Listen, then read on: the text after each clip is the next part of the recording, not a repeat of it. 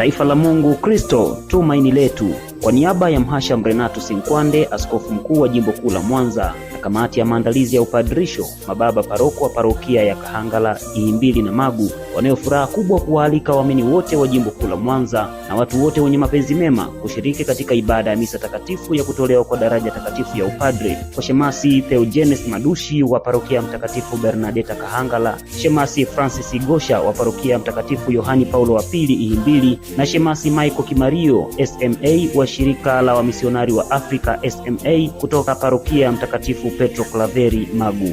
Ni siku ya Jumamosi ya tarehe 4 mwezi Julai mwaka huu 2026 kuanzia saa 3 kamili asubuhi katika parokia Mtakatifu Bernadeta Kahangala, jimbo kuu la Mwanza. Ni tukio la furaha, neema na baraka katika kanisa. Karibuni sana, tushiriki kwa sala na mshikamano tukimtukuza Mungu kwa zawadi ya imani na miito katika jimbo letu la Mwanza kama familia ya Mungu inayojali na kuwajibika. Upadrisho Kahangala, Ihimbili na Magu, tuikuze imani yetu kwa kujali na kuwajibika.